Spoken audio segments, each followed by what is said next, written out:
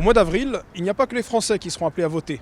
En Hongrie, les citoyens sont aussi appelés aux urnes et Viktor Orban est à nouveau le grand favori, alors qu'il concourt pour un 5e mandat et un 4e consécutif.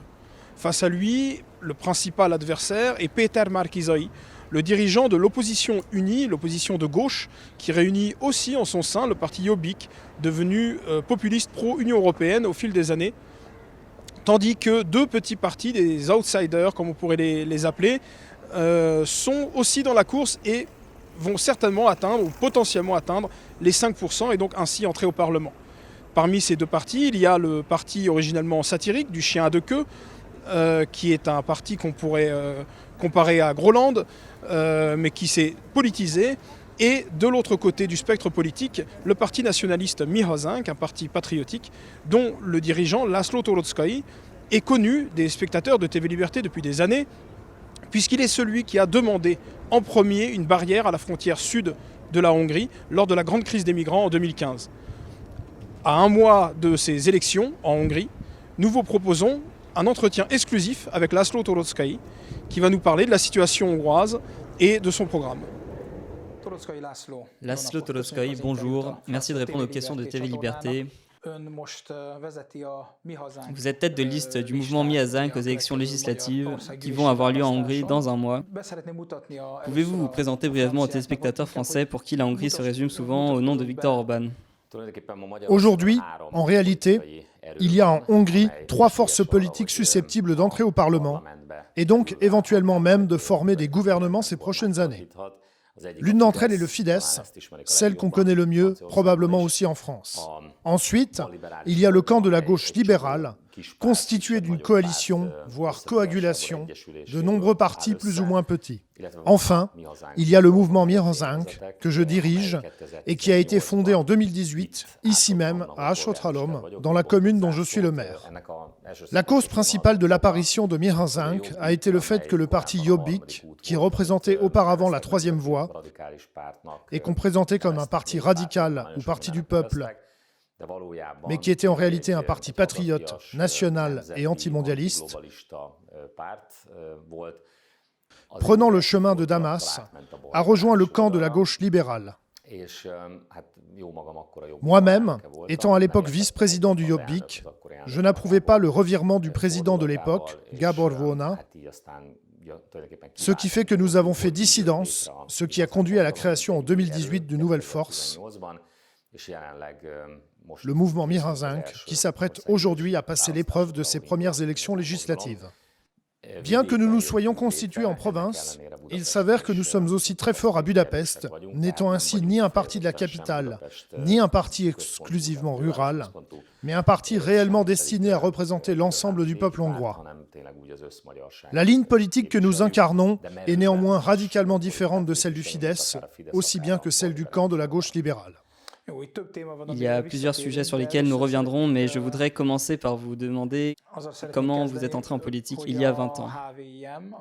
Il y a le HVIM, mouvement de jeunesse des 64 comitats, par allusion aux 64 comitats ou départements dont était constitué le royaume de Hongrie jusqu'au lendemain de la Première Guerre mondiale, dont vous êtes le fondateur. C'est un mouvement nationaliste hongrois. Ce qui paraît original d'un point de vue français, c'est qu'en Hongrie, depuis le traité de Trianon, l'irrédentisme est un facteur central de la vie politique, quoique déjà un peu moins aujourd'hui. Le HVIM est lié à cette problématique de l'irrédentisme. Commençons donc par cela. Comment et pourquoi a eu lieu la fondation du HVIM et quelle est votre position actuelle sur la question de l'irrédentisme ? Je suis né ici, à Szeged.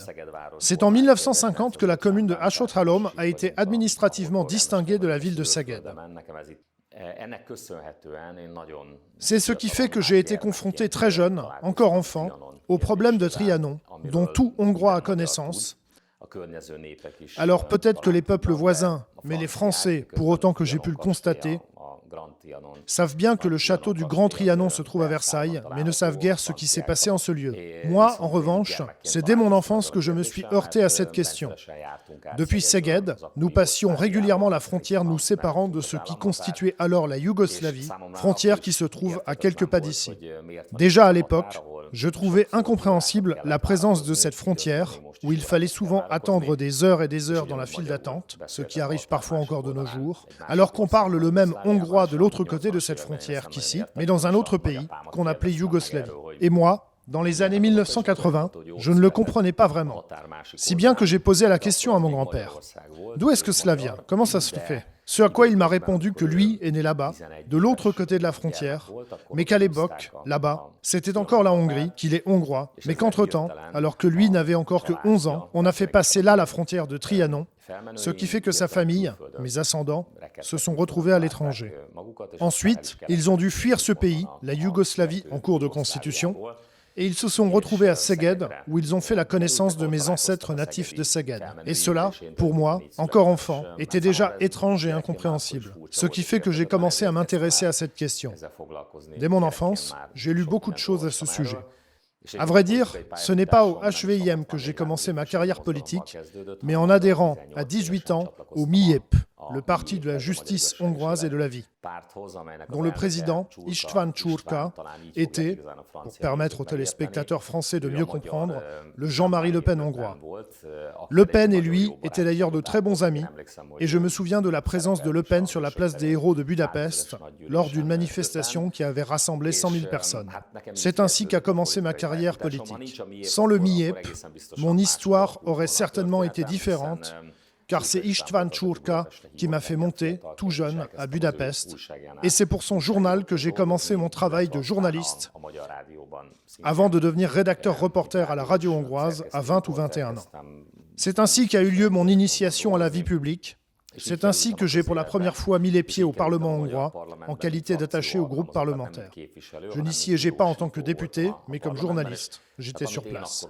Et ce que j'y ai vu à l'époque, dans ce Parlement hongrois des années 1990, c'était horriblement décevant, si bien qu'ensuite, pendant très longtemps, j'ai refusé de faire de la politique partisane. Je me suis éloigné du Parlement et j'ai aussi, pour ainsi dire, laissé le MIEP derrière moi, bien que je n'en ai jamais été exclu et je ne me souviens pas non plus l'avoir officiellement quitté. En tout cas, je m'en suis désintéressé et j'ai fondé le HVIM, Mouvement de jeunesse des 64 Comitats, une organisation de jeunesse organisée par le bas qui tentait d'organiser la solidarité des jeunes Hongrois vivant dispersés dans les divers pays du bassin des Carpates, où leurs communautés se sont retrouvées du fait du traité de Trianon. Pour les téléspectateurs français, précisons de quel pays il s'agit: la Roumanie, la Slovaquie, la Serbie et peut-être la Croatie, l'Ukraine.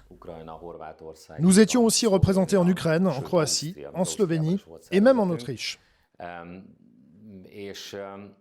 La décision de lancer ce mouvement sous forme d'organisme de la société civile découlait de la mauvaise impression que m'avaient laissée les partis à l'époque où j'étais au MIEP, quoique pas spécialement le MIEP lui-même, mais surtout les autres partis. J'avais vu que tout cela n'était que du théâtre et, dans ma jeunesse, j'étais toujours en quête d'authenticité, ce qui fait qu'ils m'ont laissé une très mauvaise impression. C'est donc sous forme d'organisme de la société civile que nous nous sommes efforcés d'agir pour organiser la solidarité du peuple hongrois, écartelé par toutes ses frontières. Pour un Français, c'est difficile de comprendre ce que signifie, pour un Hongrois, cette conscience de sa magyaritude. Pour un Français, par bien des aspects, le sentiment équivalent est une chose totalement différente. Chez nous, la nation ne coïncide pas avec les frontières étatiques, ce qui fait que, même en parlant à un Français nationaliste, il m'est difficile de me faire comprendre. Et lui ne comprend pas mon incompréhension du fait que la partie francophone de la Belgique, ou Genève, n'appartiennent pas à la France, ce à quoi parfois les Français me répondent, parce que ce ne sont pas des territoires français. Chez nous, Hongrois, c'est différent. Ce qui compte chez nous, c'est la Hongrie historique, avec ses frontières vieilles de 1000 ans, qui définissent les contours de la nation du point de vue des Hongrois. Et cela, c'est un point sur lequel, aujourd'hui, les Hongrois du quotidien sont d'accord avec les nationalistes radicaux. Eux aussi savent que, quand ils passent ces frontières, les gens qu'ils rencontrent de l'autre côté des frontières sont encore des Hongrois, qui vivent comme eux sur leur sol natal et ne sont donc ni des immigrés, ni des migrants, mais les descendants d'ancêtres qui ont eux aussi vécu pendant de longs siècles, pendant 1000 ans. Simplement, au terme de la Première Guerre mondiale, nous nous sommes retrouvés du côté des perdants, guerre mondiale qui a été pour moi l'une des plus grandes tragédies de l'Europe. C'est après cette guerre que l'Europe a perdu son hégémonie, et l'une des conséquences a été que les frontières de la Hongrie ne coïncident plus avec celles de la nation hongroise. C'est de cela que devait s'occuper le HVIM lorsque j'ai fondé ce mouvement en 2001. Je l'ai fondé seul, à Szeged, et au bout d'1 ou 2 ans, nous avions déjà entre 3 et 4 000 membres, recrutés parmi les jeunes vivant dans les divers pays du bassin des Carpates. Pendant de longues années, c'est moi qui ai dirigé ce mouvement. Bien qu'ayant plusieurs fois présenté ma démission, pour diverses raisons, j'en suis resté le président jusqu'à mon élection à la mairie du village de Ashotalom, et ce n'est qu'après cela que les membres ont accepté que je parte. Ce sont les membres qui m'empêchaient de quitter la présidence. C'est quand je suis devenu maire qu'ils ont fini par accepter que je ne sois plus le chef du mouvement. Un nouveau chapitre venait de s'ouvrir dans mon histoire. Sur la scène politique, c'est en 2006 que vous devenez nationalement connu, au moment de ce qu'on a appelé la bataille du siège de la télé, en hongrois TV Ostrom. C'est à ce moment que le pays a pris conscience de votre existence. C'était à l'époque des manifestations en réaction à un discours à huis clos du Premier ministre de l'époque, Ferenc Gyurcsány, qui avait fuité dans la presse soulevant un scandale généralisé. C'est alors que des manifestants, sous votre direction, ont donné l'assaut au siège de la télévision publique. Rétrospectivement, quel regard portez-vous sur ces événements? Quel rôle pensez-vous qu'ils jouent encore dans la vie politique actuelle, 16 ans plus tard? Et que pensez-vous du récit véhiculé en la matière par le Fidesz, d'une part, et par son opposition, d'autre part? Le mécontentement qui a explosé en 2006 en Hongrie plongeait ses racines dans le passé, jusqu'aux années 1989-90, c'est-à-dire au moment de ce qu'on a appelé le changement de régime, qui a mis fin en Hongrie à la dictature communiste. Et nombreux sont ceux qui ont pris conscience du fait que ce changement de régime n'a été qu'un vaste mensonge, une pure tromperie, à l'ombre de laquelle les communistes ont en réalité sauvé leur pouvoir en changeant de visage. C'est ce mécontentement, c'est cette révolution manquée à laquelle faisait allusion le premier Premier ministre librement élu du pays, József Antal, quand il a dit « Vous auriez au moins pu prendre la peine de faire une révolution », qui explique en réalité l'enthousiasme révolutionnaire qui a expliqué en 2006, au moment où il s'est avéré que le Premier ministre de l'époque, le libéral de gauche Ferenc Gyurcsány, avait menti tout au long de sa campagne électorale, communiqué des chiffres mensongers qui ne correspondaient en rien à la réalité. Il avait menti non seulement aux citoyens du pays, mais même aux organismes internationaux. Son discours fuitant dans la presse avait conduit le pays à cette situation. Il régnait une atmosphère de révolution et la télévision publique, qui fonctionnait sur l'argent de nos impôts, mentait en permanence, diffusant exclusivement la propagande du gouvernement. Et nous autres, qui étions déjà des dizaines de milliers à manifester devant le Parlement, nous étions profondément indignés de voir que la télévision, à supposer qu'elle en fasse mention, parlait tout au plus de quelques centaines de manifestants. C'est ce qui nous a amenés à vouloir faire lire une pétition à l'antenne de la télévision publique. Cette dernière a cependant refusé de faire lire la pétition, refusant même d'accuser réception du document, et appelant la police, chose que nous, aussi bien moi-même que la foule rassemblée, avons naturellement interprété comme une volonté du pouvoir d'utiliser la force contre nous. Voilà ce qui a provoqué l'assaut donné au siège de la télévision et, pour être honnête, je dois dire que j'étais moi-même surpris que nous ayons réussi à occuper l'immeuble. La cause principale de notre succès était, chose dont nous avons fait l'expérience et que la direction de la police a d'ailleurs reconnu, que l'équipement dont disposaient les policiers datait encore de l'époque de la dictature communiste. Des canons à eau datant des années 1970, des boucliers de plexiglas qui cassaient, et le véhicule du canon à eau est tombé en panne. 6 mois plus tard, à l'arrivée des nouveaux canons à eau israéliens qui allaient équiper la police hongroise, le matériel anti-émeute le plus moderne et le plus professionnel vient d'Israël, tout le monde a bien senti, à commencer par nous autres, les manifestants, que c'était un matériel bien plus redoutable. Mais en 2006, il n'était pas encore prêt. Comme l'avait dit un chef de la police de cette époque, cela faisait 50 ans qu'il ne s'attendait plus à ce genre de choses, étant donné que c'est en 1956 que la Hongrie avait pour la dernière fois été le théâtre de tels événements. Ce n'est pas moi qui l'ai dit, c'est une déclaration du chef de la police de l'époque, Péter Gergely. C'est cet effet de surprise qui nous a permis d'occuper le siège de la télévision publique. Nous ne nous étions pas préparés à la suite, par exemple, à nous servir de ces studios de télévision. Nous n'avions aucun parti pour assurer nos arrières. Nous venions de la société civile, et hélas, ni le Fidesz, ni le Jobbik de l'époque ne nous ont soutenus, préférant laisser courir le bruit que c'était probablement des provocateurs payés par la gauche qui avaient pris d'assaut le siège de la télévision. alors qu'il s'agissait de patriotes, d'idéalistes, pour la plupart des jeunes. Du coup, ma vision des choses à l'époque, c'était que le Fidesz et le Jobbik nous avaient tous les deux lâchés, et même trahis, nous qui combattions alors dans les rues. C'est en décembre 2013 que vous êtes devenu le maire du village où nous nous trouvons, à Sotalom. Qu'est-ce qui vous a emmené à cette décision ? Peu après, la crise des migrants a commencé, épisode bien connu des spectateurs de TV Liberté, puisque la chaîne a permis d'en découvrir les détails et de suivre les événements sans interruption depuis 2015. Dans cette crise, vous avez à nouveau joué un rôle bien particulier. Vous avez été le premier en Hongrie à alerter l'opinion publique, utilisant pour cela Facebook avant d'être banni. Sur le fait que chez vous, l'infiltration devenait quotidienne avant même que la presse internationale ne s'empare du sujet. Et vous avez aussi été le premier à parler de la nécessité d'ériger une clôture, quelque chose qui permette de contenir cette marée humaine. Pourrait-on un peu parler de cet épisode ?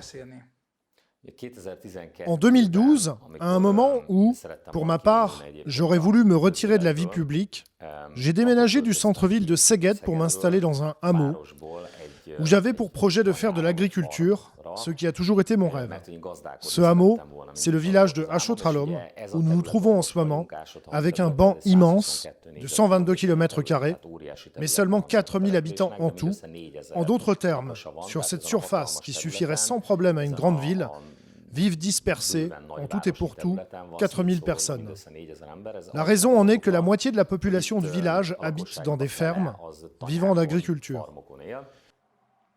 C'est ce mode de vie qui m'attirait, m'incitant à revenir vivre ici, sur mes terres natales.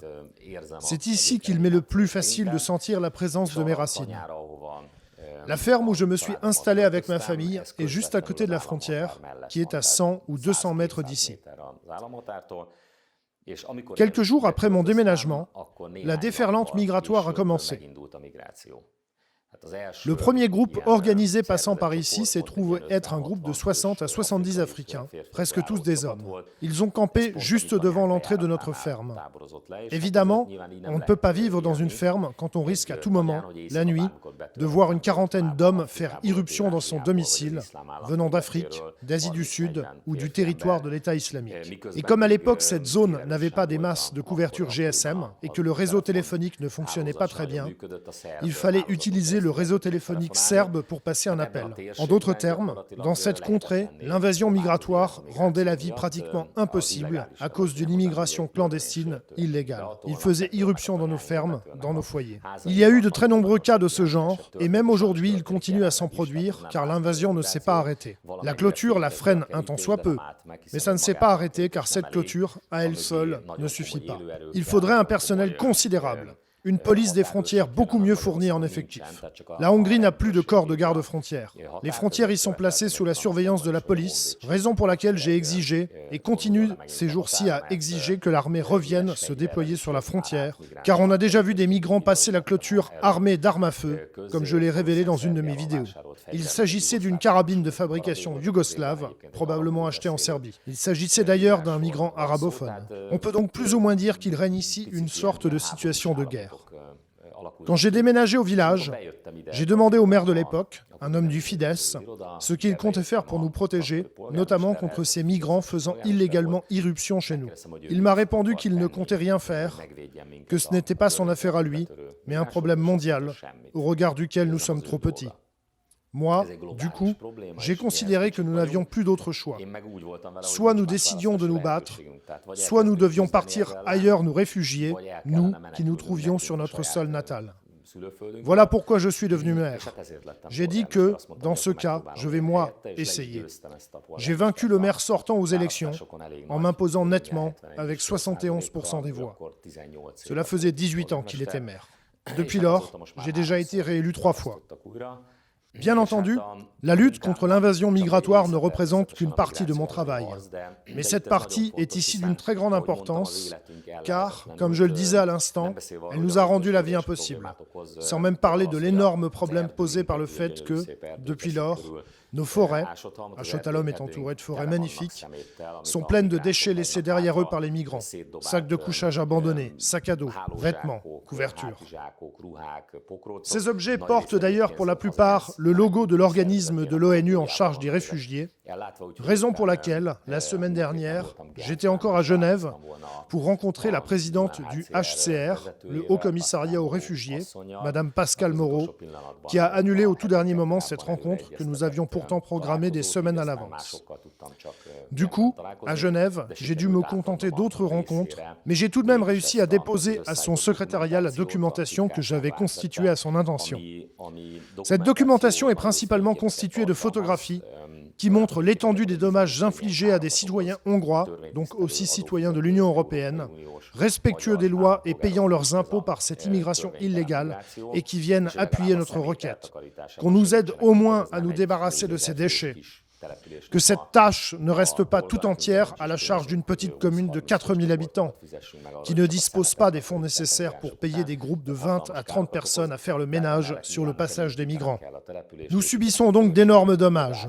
Et malgré tout cela, moi, je dois bien entendu équiper le village. Nous avons construit une crèche, une maternelle, nous avons une école primaire et même un collège. On peut donc, dans une si petite commune, prendre en charge les enfants depuis l'âge du nourrisson jusqu'au seuil de l'âge adulte. Nous venons d'inaugurer une usine de chips de patates douces. Bref, il a fallu énormément construire ici et c'est une réussite dont je peux me flatter. Alors même qu'en 2015, Achot-Halom est devenu l'épicentre de l'invasion migratoire de l'Europe, ou comme je l'ai entendu dire quelque part, le Lampedusa de la terre ferme, car c'est ici que se produisait l'infiltration sur le territoire de l'Union des effectifs les plus importants. Malgré tout, cela fait plusieurs années que la commune se développe et que la population locale a cessé d'émigrer. C'est un très dur travail et nous sommes totalement laissés à nous-mêmes.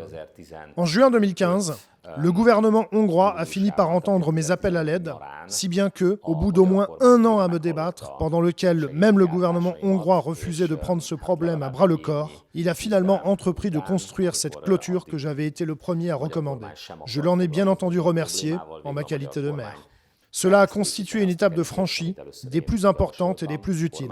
La clôture en soi, néanmoins, ne suffit pas, d'une part parce qu'elle ne s'étend que jusqu'à la commune de Kubek-Haza, le village situé à la triple frontière hongroise, serbe et roumaine, d'autre part parce que, comme je vous l'ai précédemment dit, il faudrait rétablir un corps de garde-frontière. Or, ces derniers temps, comme les migrants sont de plus en plus agressifs, il arrive d'ailleurs vraiment qu'ils fassent pleuvoir une averse de pierres sur les policiers venant à leur rencontre, détruisant des véhicules de police, bref, ils sont de plus en plus agressifs. C'est désormais de l'armée dont nous aurions besoin. Comme quoi, ce combat n'est pas fini, pas davantage que les autres. Quelques années plus tard, vous êtes devenu président du Jobbik en 2016. C'était sous un gouvernement du Fidesz. La crise des migrants s'était un peu calmée, mais sans pour autant prendre fin. Et vous êtes resté vice-président du Jobbik jusqu'en 2018, c'est-à-dire jusqu'aux dernières législatives. Au congrès qui a suivi ces élections, vous en avez même brigué la présidence, après quoi vous l'avez quitté. Qu'est-il arrivé au Jobbik ? En France, nombreux sont ceux parmi les gens qui s'intéressent aux mouvements nationaux dans toute l'Europe, qui sont encore aujourd'hui sur l'idée d'un Jobbik qui serait l'un des partis les plus radicaux parmi ceux qui ont disposé et continuent à disposer d'une représentation parlementaire. Qu'est-il arrivé au Jobbik ? Comment est-il possible, pour donner un exemple concret, que quelqu'un, je ne cite pas de nom, mais c'est quelqu'un qui est toujours membre du Jobbik à l'heure actuelle, qui, il y a encore 10 ans, participait à des actions de sabotage de la Gay Pride, défile aujourd'hui à ses marches de fierté. Auparavant, je n'étais pas membre du Jobbik. Pourtant, j'avais assisté à sa fondation lorsqu'il a été créé par des étudiants sous forme d'association en 1999, et j'étais aussi présent, plus tard, quand cette association s'est transformée en parti politique en 2003.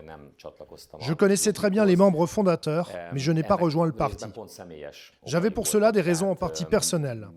Ni le premier président du Jobbik, David Kovács, ni le suivant, Gábor Vona, n'étaient à mes yeux des personnalités convaincantes, justement parce que je les connaissais personnellement. Pour comprendre ce qui est arrivé au Jobbik, il faut d'abord comprendre que c'est une histoire de personnes.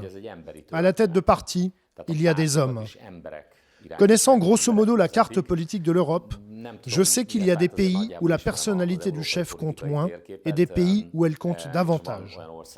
En Hongrie, pour autant que je puisse en juger, elle est des plus importantes. Ici, à la tête des partis qui ont du succès, on trouve toujours des personnalités dominantes, de vrais chefs. Nombreux sont ceux qui ont essayé des formules de direction collégiale, mais en Hongrie, même dans les partis libéraux, cela ne fonctionne pas vraiment. Dans le camp libéral aussi, on trouve une personnalité dominante comme Ferenc Gyurcsány, tout comme le Fidesz est dominé par celle de Viktor Orban, et le Jobbik a lui aussi eu son chef en la personne de Gábor Vona. Cette histoire est donc avant tout son histoire. Le fin mot de l'histoire, c'est donc qu'il s'agissait à mon avis d'hommes de ce genre, d'opportunistes, prêts à tous les compromis, dénués de principes, dénués de colonne vertébrale. Disons, le genre de types qui vont d'abord jeter des projectiles sur les homosexuels défilant à la Gay Pride, pour finalement défiler avec eux un peu plus tard. Et ce qui, à mon sens, est encore plus grave, c'est le fait que le Jobbik, d'après sa déclaration de constitution, a été fondé pour lutter contre ceux-là même, la gauche post-communiste et les forces libérales, que le Jobbik a maintenant rejoint. Ces Judas ont littéralement vendu ce parti, le Jobbik, pour 30 deniers d'argent. Aujourd'hui, ils sont associés à la coalition de gauche et figureront sur des listes communes aux prochaines élections. La raison est en réalité très simple. C'est Gábor Vona qui a déclenché cette avalanche, avec les conséquences de laquelle il semblerait d'ailleurs qu'aujourd'hui, même lui ne parvient plus à s'identifier. C'est-à-dire avec l'état dans lequel le parti s'est finalement retrouvé suite à son départ. Rappelons qu'au lendemain des élections de 2018, il a quitté son mandat et le Jobbik. Et pourtant, c'est lui qui a démarré tout cela. C'est lui qui a poussé le Jobbik dans cette direction. Je pourrais même raconter comment, en 2018, on m'a empêché de prendre la tête du Jobbik suite à son départ. Rétrospectivement, je pense d'ailleurs qu'il valait bien mieux que cela se passe de cette façon. Tout est beaucoup plus clair depuis que nous avons créé un nouveau parti, une nouvelle force politique, le mouvement Mihan 5. Ça, au moins, c'est clair. Depuis sa fondation, ce mouvement est associé à mon nom. Cela rend aussi les choses bien plus claires et je me sens bien mieux à sa tête que ce ne serait le cas si j'étais le président du Jobbik, qui traîne les casseroles de toutes ces trahisons, de ce manque de principes et d'autres tares. Mais tout cela, c'est l'histoire de Gábor Vona. Moi, en 2016, j'ai à 2 reprises repoussé ses offres lorsqu'il me proposait de devenir vice-président du Jobbik. Rétrospectivement, les raisons pour lesquelles il avait besoin de moi sont devenues évidentes. D'une part, pour gagner en crédibilité aux yeux de l'ancien électorat de droite.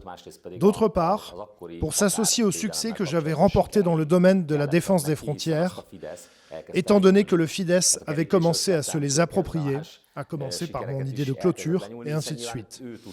Il lui était facile de me les voler, étant donné que lui, étant au gouvernement, était bien sûr en mesure d'en faire une réalité. C'est le Fidesz qui avait les moyens d'appliquer mes idées. Pour ma part, j'ai réussi à former une garde champêtre qui fonctionne depuis lors et qui, au pic de l'invasion, avec son effectif de 5 hommes, a participé, aux côtés de la police locale, à l'arrestation de milliers, voire en tout de dizaines de milliers de clandestins. Parmi eux, nous avons même arrêté des terroristes, par exemple celui qui s'est par la suite rendu coupable de l'attentat de Würzburg, en Allemagne. Nous avons beau eu l'arrêter, nous étions obligés de le relâcher, car les règles de l'Union européenne nous forçaient à prêter foi à ses dires, alors qu'il mentait, comme cela s'est avéré par la suite. Et nous nous en doutions bien qu'il ne s'agissait pas d'un mineur. Nous savons que de nombreux clandestins prétendent être mineurs, de telle sorte qu'on soit obligé de les relâcher. C'est après l'attentat terroriste qu'il s'est avéré qu'il s'agissait d'un soldat de l'État islamique qui venait d'Afghanistan et non du Pakistan, et qu'il n'avait pas 17 ans, mais 19 ans. Nous autres ici, nous avons bien mérité de la patrie, dans notre petite commune, avec notre corps armé, légalement constitué de gardes champêtres, défendant non seulement Aschot-Shalom, mais la Hongrie et l'Europe tout entière. De toute évidence, c'est de ce prestige qu'avait besoin Gábor Vona, et la raison pour laquelle, à sa 3e demande, j'ai fini par dire oui, devenant ainsi l'un des vice-présidents du Jobbik, c'est entre autres qu'à ce moment-là, Elöd Novák, que Gábor Vona avait poussé à la démission, moi-même et d'autres, nous considérions qu'il était peut-être préférable que j'y sois, étant donné qu'il existait des signes indiquant que, sous la direction de Gábor Vona, le Jobbik risquait de dévier de sa trajectoire initiale, ce qui s'est finalement produit. Dans bien des domaines, vous avez la réputation d'un lutteur tenace. Et pas seulement sur les questions migratoires, mais même par exemple face à Facebook. Car il y a 3 ans, juste avant les élections européennes, Facebook, le réseau social le plus utilisé au monde, a tout de même supprimé 200 000 pages, totalisant près de 207 000 abonnés, sans justification, et depuis lors, il est plus risqué que par le passé de publier une photo où apparaît votre visage, ou un texte contenant votre nom. Cela conduit systématiquement à l'effacement de la publication. Pourriez-vous nous parler de ce combat ? Eh oui, je suis un adversaire assez têtu, qui a pour habitude de se battre jusqu'au dernier souffle, et c'est ce qui va aussi se passer maintenant contre Facebook. Moi, en tout cas, il est certain que je ne vais pas jeter l'éponge, et je pense que nous allons remporter des victoires, aussi inégales que soit ce combat. C'est vraiment David contre Goliath. Après tout, contre une entreprise de la taille de Facebook, même des gouvernements hésitent à répliquer. Même Donald Trump a subi une tentative d'effacement de la part de ces géants du numérique, qui sont désormais ceux qui décident des élections et qui anéantissent complètement la démocratie dans tous les pays du monde, car ce sont réellement eux qui sont en mesure de déterminer l'issue de telle ou telle élection, et il est très difficile, voire impossible, à un parti de gagner des élections sans réseaux sociaux, surtout sans Facebook. En Hongrie aussi, il suffit de regarder l'immense empire médiatique dont dispose aussi bien le Fidesz que le camp de la gauche libérale. Et malgré tout, le plus gros poste de leur budget va désormais aux campagnes qu'ils se paient sur les réseaux sociaux. C'est donc une chose d'une extraordinaire importance. En 2019, pendant la campagne des élections européennes, c'est ma page Facebook qui était la page politique la plus active, générant le plus grand nombre d'accès en Hongrie. Sa suppression a donc représenté une terrible saignée, sans compter que, non content de l'avoir effacé et de me bannir de Facebook, il menace même les autres utilisateurs. Quiconque partage une image ou un texte sur lesquels je figure risque de se faire supprimer. Mais cela va encore plus loin. Les utilisateurs reçoivent de Facebook des messages leur indiquant que je suis une personnalité dangereuse, catégorie définie avec des terroristes, des tueurs en série, etc.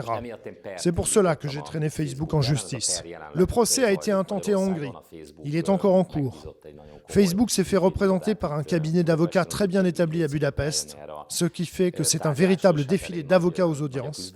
La bataille bat son plein. Nous en sommes arrivés au point où Facebook en vient à nier avoir envoyé ce genre de message à ses utilisateurs pour les prévenir que je suis quelqu'un de dangereux. Entre-temps, la liste des personnes considérées comme dangereuses par Facebook a fuité dans la presse américaine et mon nom s'y trouve effectivement, au milieu de criminels de guerre, alors que je n'ai jamais commis le moindre délit, alors que je suis un maire respecté de tous, 3 fois réélu, conseiller départemental depuis 11 ans, et je me retrouve au coude à coude avec des gens comme Adolf Hitler. Il s'agit là, de toute évidence, d'une atteinte à la réputation et de calomnie, et cela peut encore correspondre à la caractérisation d'autres délits, si bien que ce procès que j'ai intenté à Facebook est en plusieurs volets, et je suis prêt à les traîner aussi devant les tribunaux de l'Irlande, où leur filiale européenne est domiciliée, ou devant ceux des États-Unis d'Amérique. Pour l'instant, l'affaire est entre les mains de la justice hongroise, et j'espère gagner contre Facebook. Mais une chose est sûre, je ne renoncerai pas. Poursuivons donc la liste de vos combats. Il y en a un qui, si l'on en croit les sondages, a particulièrement promu la popularité de votre parti.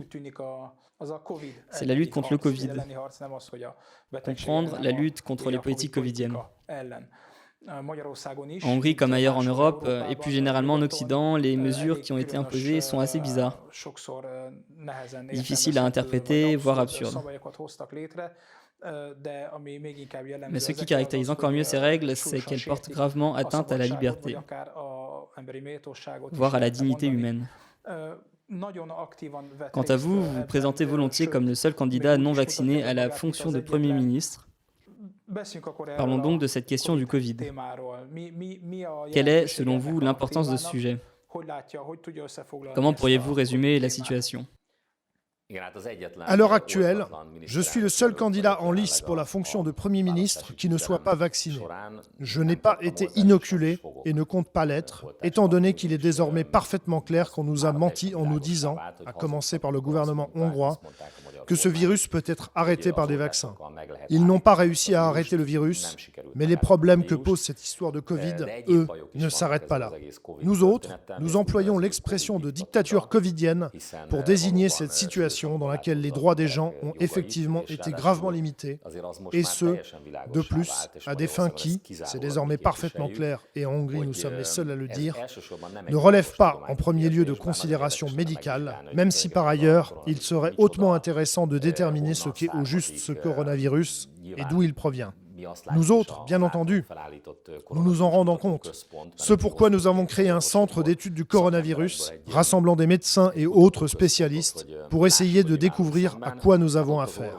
Or, les médecins qui y participent affirment pour la plupart qu'ils le soupçonnent d'être sorti d'un laboratoire. C'est là un fait qui a déjà été officiellement reconnu à plein d'endroits, et Facebook, qui au début effaçait et censurait les publications affirmant qu'il s'agit là d'un virus de laboratoire, a maintenant cessé de le faire. Même Facebook reconnaît qu'il existe des preuves des plus sérieuses du fait qu'il pourrait être sorti d'un laboratoire. Mais ce qui pourrait bien être encore plus important, ce sont les ambitions économiques et politiques de grande ampleur qui se cachent là derrière. Il faut bien se rendre compte que, chevauchant le coronavirus, il y a un projet politique et de nombreuses figures de proue de la vie économique. C'est peut-être le président du Forum économique mondial, Klaus Schwab, qui a donné à ce projet sa formulation la plus intéressante quand, en juin 2020, il a affirmé que nous avons devant nous l'opportunité de pratiquer un Great Reset, c'est-à-dire, ceux qui ont pris la peine de lire son texte en ont pleinement conscience, d'instituer une sorte de nouvel ordre mondial. C'est contre cela aussi que nous protestons. D'autant plus que ce qui se cache derrière le Forum économique mondial, ce sont les dirigeants des 1000 grandes entreprises qui dominent l'économie mondiale.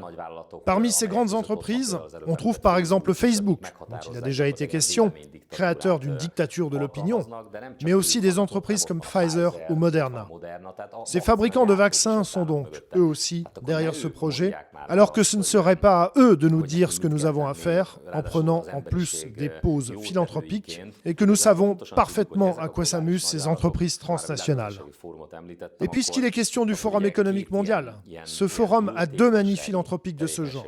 L'une d'entre elles est la lutte contre le changement climatique, alors même que, parmi ces 1000 grandes entreprises transnationales qui sont membres du forum et permettent son fonctionnement en le finançant, on trouve entre autres une entreprise comme Volkswagen, qui a pourtant provoqué un énorme scandale lorsqu'on a découvert que ces mesures climatiques étaient de purs mensonges. On trouve là aussi Nestlé, entreprise dont on a appris qu'elle faisait travailler des esclaves.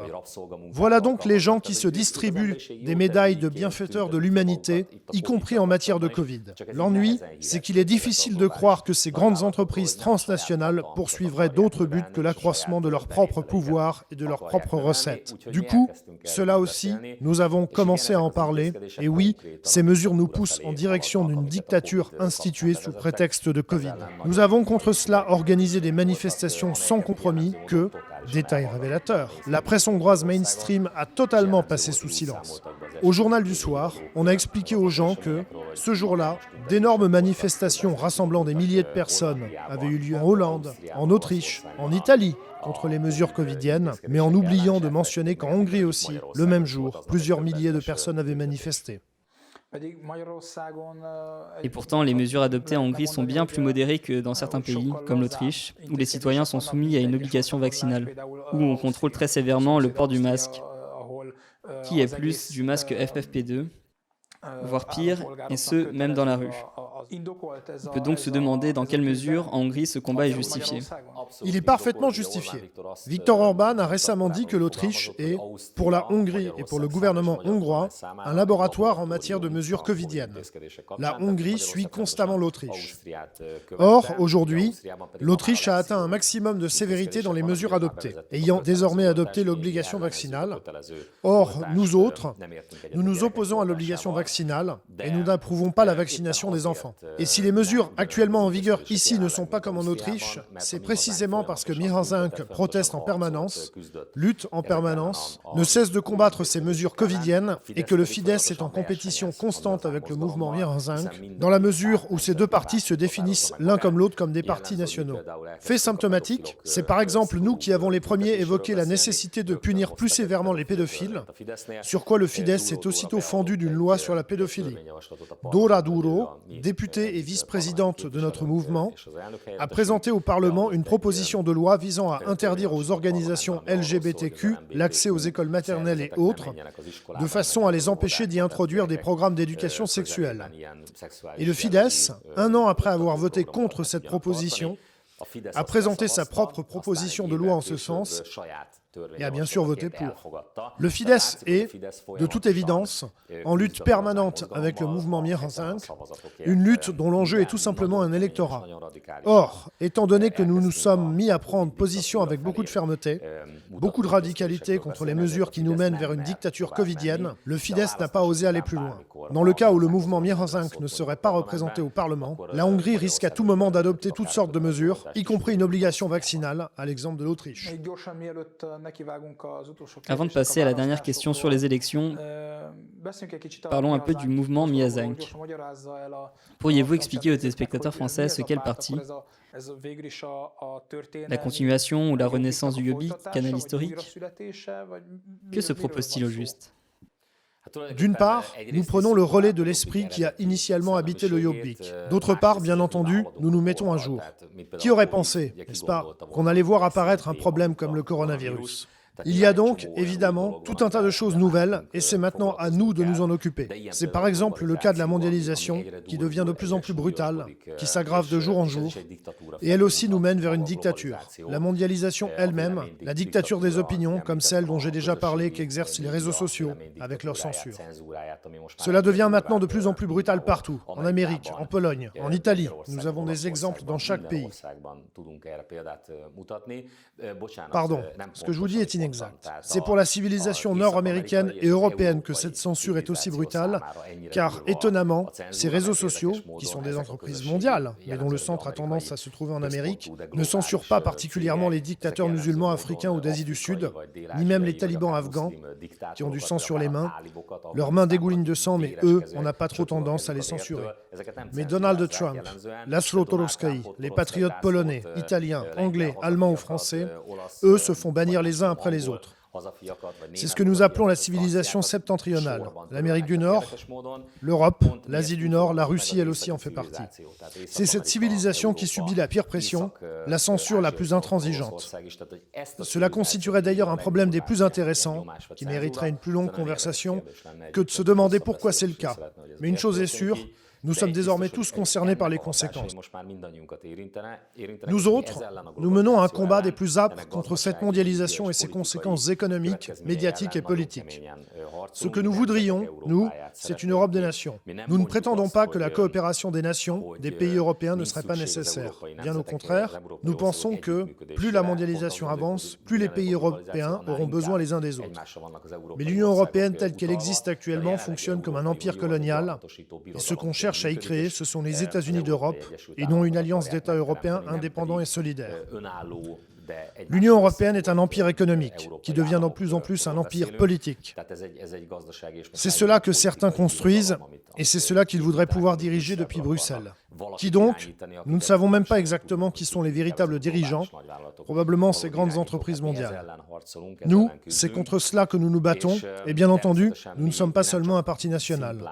Vous trouverez peut-être intéressant d'apprendre que nous sommes, en outre, pour autant que je sache, le premier parti du nationalisme radical qui se caractérise comme parti vert, et pas seulement dans le choix de nos couleurs. Depuis le tout début, la défense de l'environnement a aussi constitué chez nous un sujet de prédilection, tout comme d'ailleurs la défense des animaux. Nous nous occupons de sujets dont traditionnellement, même le Jobbik ne s'occupait pas, ou du moins pas de façon prioritaire. D'une part, nous nous efforçons évidemment d'être à la hauteur des temps. D'autre part, nous pensons qu'on ne peut pas aimer sa patrie quand on n'est pas disposé à protéger la nature, et cela aussi nous distingue des autres partis. Proposer une politique économique qui tente vraiment à la construction d'une économie nationale souveraine. Nous voulons, par exemple, placer l'agriculture sur des fondations radicalement rénovées. Car bien que la Hongrie soit, pour l'essentiel, un pays agraire, les oligarques hongrois favorisés par la classe politique, Fidesz compris, ainsi que l'oligarchie internationale, ont détruit l'agriculture hongroise. Nous voulons ramener la Hongrie sur ses pieds. Nous proposons un programme de politique économique capable de permettre en quelques années aux Hongrois de commencer à mieux vivre, à toucher de meilleurs salaires, car il faut savoir qu'en Hongrie, le revenu réel est l'un des plus bas de l'Union européenne, alors que le niveau de corruption est l'un des plus élevés. Contre la corruption aussi, nous souhaitons agir au moyen de sanctions très dures et des lois très strictes. C'est le 3 avril que se tiendront en Hongrie les élections législatives. Les citoyens hongrois auront probablement à choisir entre 3 partis ou 3 coalitions. Le Fidesz-KDNP, la coalition de gauche et le mouvement Mi Hazánk.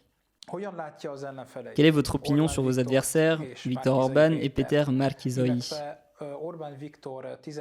Par ailleurs, cela fait maintenant 12 ans que Viktor Orban est au pouvoir. Quel jugement portez-vous sur sa ligne politique? Pour ma part, je vois les choses de la façon suivante. En dehors de ma personne, il y a 2 candidats qui ont leur chance de gagner. L'un d'entre eux, Péter Márki-Zay, est sans aucun doute inapte à la fonction de Premier ministre qu'il brigue. Je veux dire qu'il manque tout simplement des capacités nécessaires, ne serait-ce qu'à la conduite d'une équipe. On se rend compte que, jusqu'à ce jour, à quelques semaines des élections, le camp de la gauche libérale n'a pas été capable de se bricoler un programme. Ils n'ont pas de programme commun, et leur candidat ne sait pas jouer en équipe, ni mener une équipe. Il manque absolument des capacités permettant de diriger un pays. Il a même souvent du mal à garder le contrôle de ses propos. Face à lui, Viktor Orban, probablement le chef de gouvernement européen qui est resté le plus longtemps en fonction sans interruption et qui est donc, de toute évidence, capable d'être Premier ministre. Mais j'ai l'impression que toutes ces années l'ont fatigué et il est assez piquant de constater qu'en vue de ces élections, la campagne du Fidesz a eu pour terme central une fête du cochon. On ne sait pas exactement ce que veut faire le Fidesz. En fait, personne n'a de programme, ni la gauche libérale, ni le Fidesz. Nous sommes les seuls qui disposons d'une vision, d'un projet de politique économique, d'un projet destiné à remettre la Hongrie sur pied, à permettre aux Hongrois de vivre mieux, à vraiment empêcher la Hongrie de devenir un pays d'immigration. Alors que sous le gouvernement Fidesz, la compagnie pétrolière nationale MOL, par exemple, fait travailler des Indiens sur son nouveau site. Voilà une entreprise d'État qui emploie des travailleurs détachés venus de l'étranger. Et comme les salaires hongrois sont bien trop bas, les Hongrois partent travailler en Europe de l'Ouest. Il est donc clair que la politique du Fidesz ne fait pas davantage notre affaire. Voilà pourquoi il faut voter pour le mouvement Mi Hazánk. Notre façon de résumer la situation, c'est que la politique du Fidesz mène la Hongrie à une mort lente de la nation. Nous sommes un pays dont la population décroît, présentant des indicateurs économiques de plus en plus mauvais. Et pendant ce temps, même si, comme vous avez pu le voir, chez nous, la protection de la frontière fonctionne, quoi qu'on déplore plus ou moins un manque de gardes-frontières et qu'en ce moment on déplore même l'absence de l'armée, mais la réalité, c'est que rien de tout cela ne sauve la Hongrie d'une immigration de masse. Ce qui l'en a sauvé jusqu'ici, c'est le bas niveau des salaires. En d'autres termes, c'est la pauvreté qui sauve la Hongrie, chose qui ne l'empêche néanmoins pas d'être elle aussi en proie à un problème de nature ethnique. À chaque génération, la population tzigane du pays double. Bref, il se produit à l'intérieur de la Hongrie, dans la communauté tzigane, une explosion démographique de type africain, telle qu'il s'en produit dans le tiers-monde, tandis que la population ethniquement hongroise n'a de cesse de décroître. Cette tension au sein de notre société existe et, en quête de réponse à cette question, on ne peut compter ni sur le Fidesz, ni sur le camp de la gauche libérale. Dans le cas du Fidesz, comme vous m'avez demandé quels sont les aspects de sa politique que nous pouvons approuver, je dirais que c'est la série d'efforts qu'on peut résumer sous le nom de politique de la famille. Dans ce cadre, ils ont adopté dans ce pays nombre d'excellentes mesures au cours de la décennie écoulée. Nous avons d'ailleurs toujours apporté notre soutien et nos voix aux mesures qui servent l'intérêt de la nation, l'intérêt hongrois, et c'est d'ailleurs la raison pour laquelle la gauche libérale nous tombe dessus en nous reprochant d'avoir voté avec le Fidesz. Seulement voilà, nous ne sommes pas comme les autres partis, et notamment pas comme la gauche libérale, pour laquelle seuls les intérêts qui comptent sont ceux du parti, ce qui fait qu'ils voteront toujours contre tout ce qui vient du camp d'en face. Pour nous, le plus important, c'est la patrie, l'intérêt national. À supposer qu'un parti, quel qu'il soit, se mette à réaliser notre programme, même si je sais bien qu'aucun ne le fera, car ils sont corrompus et à la botte du grand capital transnational, moi, je ne demanderai qu'à quitter la politique et je me réjouirai de voir notre programme, que nous avons appelé programme Aurore, appliqué par quelqu'un. Car je sais que cela, en quelques années, amènerait la Hongrie à s'épanouir, mais je sais aussi qu'en dehors de nous, personne n'osera le faire. Bref, les bonnes politiques, que ce soit la protection des frontières ou le refus refus de l'immigration. Nous les avons toujours salués et soutenus, et nous continuerons à le faire. Mais nous dénonçons sans ménagement la corruption, qui constitue hélas en Hongrie un problème des plus graves, et nous dénonçons par exemple aussi, sans ménagement, les problèmes que pose cette dictature covidienne qui s'installe à bas bruit. Et, s'agissant du gouvernement actuel, nous dénonçons sans détour le fait que le Fidesz n'est en réalité pas moins au service du capital transnational que la gauche libérale. De ce point de vue, nous représentons donc une opposition des plus radicales. Comme nous l'avons précédemment fait remarquer, c'est entre autres votre résistance contre le covidisme qui a considérablement augmenté votre popularité. Au moment où nous parlons, il semblerait que vous soyez sur le point d'entrer au Parlement en franchissant le seuil des 5% nécessaires pour pouvoir y envoyer des députés. Si vous deviez entrer au Parlement, à supposer que ni le Fidesz ni l'opposition de gauche unie ne soient en mesure de former un gouvernement, en d'autres termes, si vous vous retrouvez dans la position du faiseur de roi, que choisirez-vous de faire ? En politique, discuter d'hypothèses n'a aucun sens, même si ces derniers temps, c'est la question que me posent presque tous les journalistes. Et en effet, le système électoral est ainsi fait que, si nous n'entrons pas au Parlement, s'il y manque une troisième force, quelqu'un pourra disposer d'une majorité absolue, soit le Fidesz, soit la gauche libérale. Si nous y entrons, alors il n'y aura pas de majorité constitutionnelle des 2/3, peut-être même pas de majorité absolue. J'ai pour habitude de dire qu'on ne traverse pas le fleuve avant d'être arrivé au pont, et que c'est à ce moment qu'on verra ce qui se passe. Pour ma part, je n'exclus rien, pas même la possibilité de nouvelles élections, car c'est justement la situation liée au Covid qui rend actuellement impossible de prévoir le déroulement des élections. On n'en sait rien. Ces derniers temps, il y a de plus en plus d'analystes pour dire que nous allons devenir un parti parlementaire, et donc franchir les 5%, et que nous pourrions même créer la surprise. Mais cela, nous n'en savons rien et pour être franc, cela ne me préoccupe pas outre mesure. Moi, je fais mon travail. Ce qui compte pour moi, c'est d'œuvrer le plus possible au service de ma patrie. Ensuite, ce sera aux Hongrois de décider s'ils veulent que nous soyons au Parlement et qu'un jour, peut-être, nous puissions gouverner ou s'ils ne le veulent pas.